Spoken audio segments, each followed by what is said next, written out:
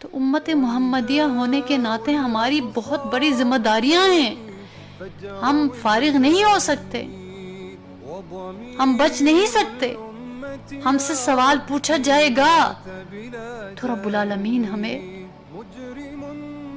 اپنے گریبان میں جھانکنے کی توفیق عطا فرمائے کہ ہم اپنی حقیقت کو جانیں، اپنے دل کے اندر جو تاریکی بسی ہوئی ہے اس کو نکال دے، ایمان کی روشنی سے اس دل کو منور کر دے. اپنے درد کی بجائے امت کے درد کو اپنے سینے میں رکھیں.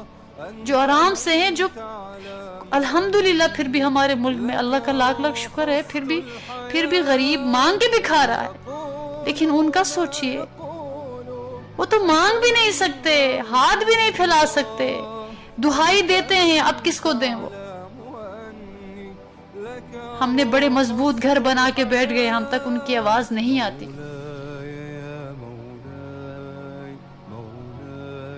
اللہ رب العالمین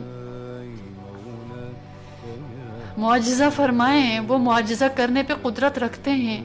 اللہ اپنے نبی کی امت کی حفاظت فرمائے، ان معصوموں کی، ان بہنوں کی، ان بھائیوں کی. اللہ ان کی طاقت بن جائے، اللہ ان کی قوت بن جائے، اللہ ان کی مددگار بن جائے، اللہ ان کا حوصلہ بن جائے، اللہ ان کے اوپر رحمت تان دے، جیسے رب العالمین نے غزوہ بدر کے موقع پہ برپا کیا تھا. کیسے تھوڑی سی جماعت زیادہ جماعت پر اللہ پاک نے غالب کر کے دکھایا تھا. پروردگار آپ کی قوت، آپ کی قدرت، آپ کے فیصلے آج بھی ہیں، آج بھی آپ کر سکتے ہیں. پروردگارا رحمت کی نظر کر دے، ہمارے گناہوں کو نہ دیکھنا، ان کی مظلومیت کو دیکھ لیجئے.